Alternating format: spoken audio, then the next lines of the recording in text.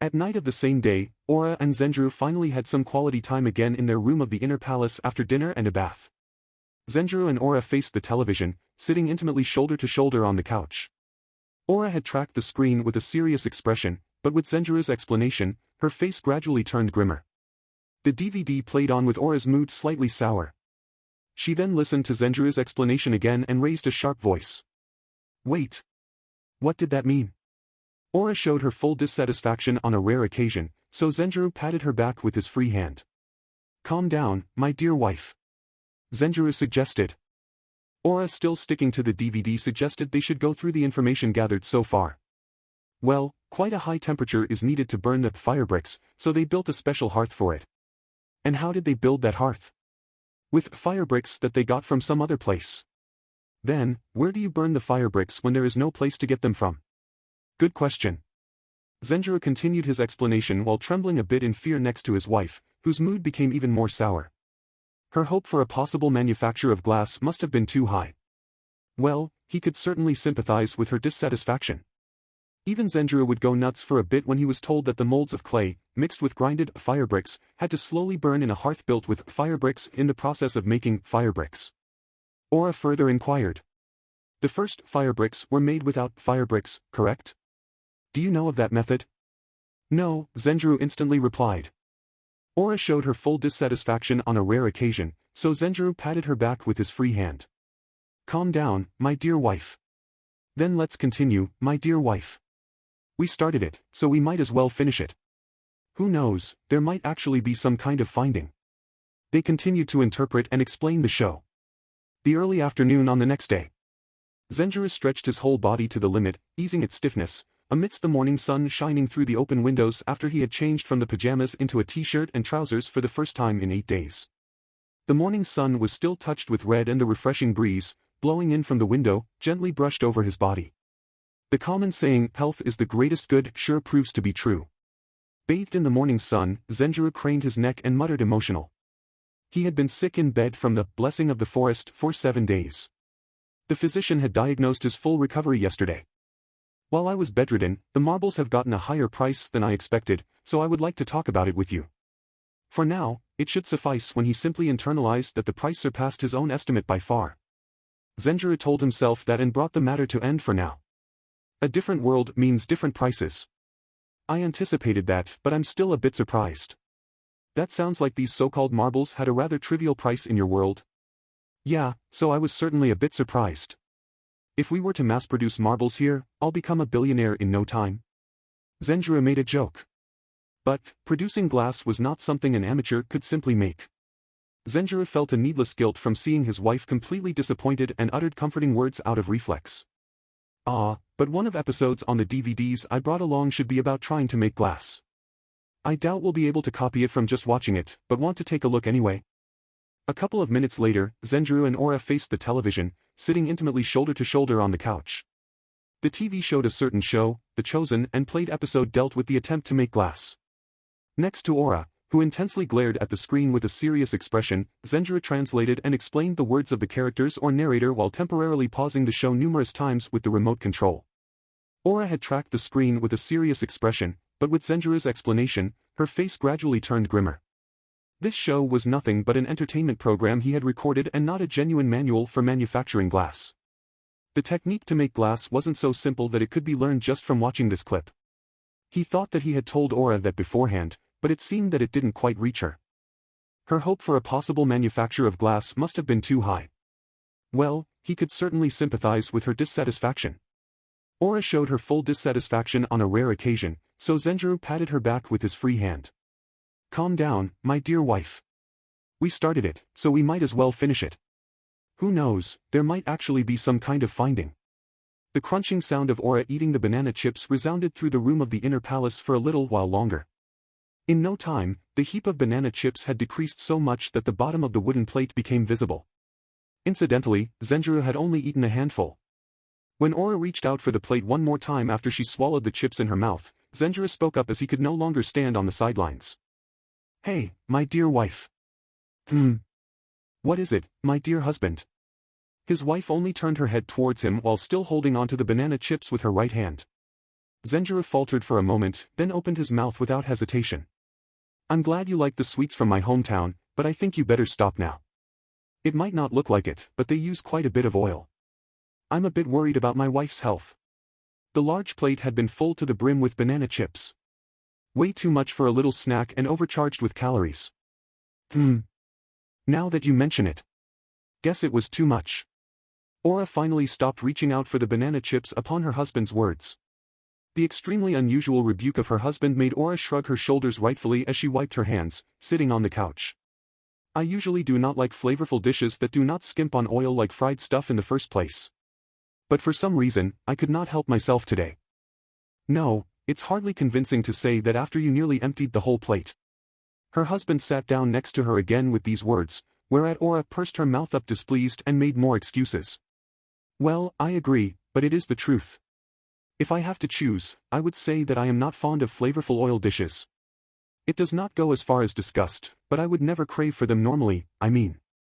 Zenjiro asked in slightly concerned tone, could you have caught some sickness like I did? It's all right, Zenjiro. I intend to have physician Michelle have a look at me tomorrow. Aura reassured Zenjiro. The early afternoon on the next day. Queen Aura sat in front of the royal physician, Dr. Michelle, and quietly exposed her voluminous chest to a great extent. Before long, Dr. Michelle finished his examination of Aura, nodded once and told her. Aura showed the frowning physician a wry smile and raised both her arms in defeat. Pregnant. Really? At night of the same day, Zenjiro heard the news about his wife's pregnancy from her and reacted with surprise. He literally jumped up from the couch, rushed towards Aura, who still stood at the entrance of the room, and inspected her stomach from a short distance. Still smiling happily, Aura caressed her own stomach with her right hand while slowly heading towards the couch. Well, it is not certain yet. Just the probability for it is high. Naturally, I will act with the assumption from now on that there is a child in my stomach. I believe it will cause you some inconveniences as well, but I ask for your help. Of course. Yeah, I'll do anything I can. Zenjiro answered Aura as she sat down on the couch. Aura smiled a bit upon the obvious agitation her husband showed, but didn't urge him to sit beside her like usually. When all is said and done, it was a first experience for Aura, too. Their individual feelings might not be comparable, but she was possibly more nervous than him. Well, to be honest, I have no idea what we are supposed to do, so I cannot tell you to do anything at this point. He had been prepared. To begin with, the main reason Aura summoned him from a different world to take him as her husband was to preserve the bloodline, so it would have been weird instead if he hadn't been prepared. Still, now that it had come to it, he was stricken with a shock that was difficult to put into words. Zenjiro tightly joined his hands together on his lap and noticed that his fingertips had gone completely cold and stiff from the tension. He rubbed the palms of his hands together as to warm up his tensed fingertips while he asked a relevant question to disguise his tension. Aura reassured Zenjiro by stating, having you by my side is quite reassuring to me. But in that case, I guess it would be bad to sleep together from tonight on. Of course we'll have to postpone the night activities, but before that, I don't have such a good sleeping posture. Aura had kept smiling the whole time, but on Zenjiro's argument her face twitched. The smile vanished from her face and a serious expression took its place. She corrected her posture and slowly opened her mouth. Right. Dr. Michelle also said it would certainly pose a remote danger to share the bed now that I am under the suspicion of being pregnant. Then we can't afford to sleep together. Tonight we've no other choice but to sleep in separate rooms and tomorrow, we'll have them add another bed to our bedroom during the day. Then I'll sleep on that one from tomorrow on. Are you really fine with that? She asked him while keeping her serious expression. Zenjiro couldn't comprehend the meaning behind her question and made a dumbfounded utterance. Aura observed the face of her husband, which was bathed in the white light of the LED floor lamps, with sharp attention to see through any lie and asked with more direct words this time. When you still let me into the bedroom while I am pregnant, it would mean that you cannot invite other women into the bedroom, you know? In short, Aura implied the possibility that Zenjiro would lay hands on other women while she was pregnant. Oh, right. I'm technically royalty, so it normally wouldn't be strange for me to have other wives besides Aura, I guess. Zenjiro, realizing his own situation, openly frowned, then replied with a tone that sounded like he would click his tongue any moment. I'm not such a good-for-nothing that I would run off to another woman as soon as my own wife is pregnant with my child. Actually, I don't think I'll have the time to think about anything but you and the child until you've safely given birth. His words sounded a bit like a passionate confession of love, so Aura stopped her cheeks from blushing with her willpower and replied while still keeping a serious expression. However, the problem at hand is that the important nobles will definitely make a move as soon as my pregnancy is confirmed and announced publicly. It is more reasonable for them to do so than for you to refuse in this case. Well, I guess, but Aura, you told me to be a bit more selfish, right? Will you accept it as my selfishness when I say that I don't want that? She felt a joy that heated up her body to the bone and didn't even hide her surprise. To think you would go so far. Are you that against it? Yes. If I had to choose between like and dislike, I would say dislike. And if I had to choose between like, dislike or neither, I would still say dislike. I never knew you were this upright. Zenjiro showed a wry smile on Aura's evaluation and denied it with a wave of his hand in front of his face. Nah, it got nothing to do with being upright. Just like I said before, it's just my selfishness. Fine. I will try my best to have it settled in accordance with your will. I promise you. However, I am the queen. Although it is a familial promise, I will have to break it if it brings about a large disadvantage to my country that I cannot ignore. Aura lowered her head a bit with a serious face, whereupon Zenjiro showed her his usual gentle smile for the first time today. I get it. You don't have to take it so serious. I'm well aware of my own position. And you know, it might affect the child if you're feeling down. Aura raised her head as he spoke and relaxed her expression on his words. Yes, you are right. Well then, we are pressed for time, so shall we call it a day now? Saying so, she stood up from the couch. Zenjiro was given only one great responsibility, namely to let Aura bear a healthy child. By no means could he afford to spoil that of all things. Okay. Be careful. Try to keep your stomach warm. I know. Dr. Michelle gave me a long speech already, too. No alcohol, no long baths, never bathing alone and watching out for my sleeping posture. If it turns out that I am not pregnant after all these restrictions, I will not able to stand for a while because I feel so drained. Haha. It just shows how important you and that baby are. While exchanging words like that, Aura moved to in front of the exit of the room, being seen off by Zenjiro. Aura faced her husband one more time before grabbing the doorknob and twined her arms around his neck. Yeah, good night. Zenjiro accepted the embrace without protest and put his hands on his wife's back and waist. Aura was at a loss for words. His strong opposition was beyond her expectation. Or rather, she didn't expect him to oppose the idea to begin with. Rejecting a concubine under normal circumstances was already arguable, but to do the same while the legal wife was pregnant made you quite an oddball amongst direct royalty.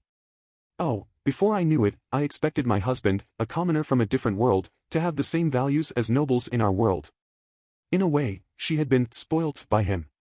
She had unconsciously reckoned that her husband comprehends her position and accepts her suggestions without needing any detailed explanations or persuasions, so she couldn't deny it if she were to be called spoilt. Not good. I told him to be more selfish, but in my mind, I took it for granted that he would not be selfish. It came in an unexpected way, but her husband mentioned his first selfishness. She wanted to comply with it, if possible. Moreover, it concerned the refusal of a concubine, so naturally, Aura gladly wanted to grant that selfishness on an emotional level. After wishing her husband a good night, the queen headed not to a different bedroom, but to a room in the palace. Welcome back, Your Highness. How did it go? The middle-aged man with a slender face, standing in the dark room, asked and bowed respectfully. So dark here. Make some more light. Aura said with a casual tone, then lowered her bottom onto the chair made of vines as energetic as always, but stopped midday as she suddenly came to a realization and sat down with care. Yes, please give me a moment. Secretary Fabio used the fire of an oil pan to lit the candles on the candle stands while Aura leaned back and started to talk with her eyes still upturned. For now, I told my husband about my possible pregnancy and the implicated matter of a concubine later on. But he mentioned an unexpected selfishness. Well, it is nothing complicated. To get to the point, my husband does not want to take a concubine if possible. His reason is. Aura then let her secretary, who warily narrowed his eyes to slits, in on the earlier conversation with her husband with a carefree tone. I see now. In other words, he would rather share the bedroom with Your Highness, whom he cannot sleep with, than to sleep with a concubine. Oh my, you sure are loved, Your Highness. After her secretary had heard the story from beginning to end, he directed slightly teasing words at his master. Yes. Thanks to that, I am blessed with the happiest married life ever. Still, for that very reason, I have to reflect on myself now. It appears that I took my sympathetic husband for far too granted. Certainly. I should never have imagined it possible that Zenjiro-sama's selfishness would take such a shape.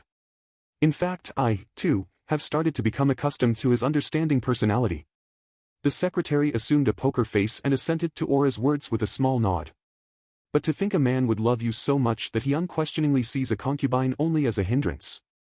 Fabio, if you have something to say it outright. Then Queen glared up to him from her chair with half-opened eyes, whereat her secretary shrugged his shoulders curtly while still standing attention, and answered. No, I was just thinking every man to his taste, but without any malice. That could hardly be any worse. You are definitely being rude there, Fabio. Oh? Then do you consider yourself to be the right stuff that men love?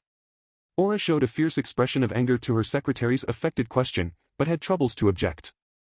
Aura sensed that she was at a disadvantage, so she cleared her throat with a cough and got back on topic. I unconsciously ended up misunderstanding him, but the values rooted in his personality greatly differ from ours. Her secretary complied with her. Indeed. However, the refusal of a concubine will not come across as a selfishness from Zenjiro-sama at this point. Saying that the queen keeps other women away from Zenjiro-sama out of jealousy at best. I know that.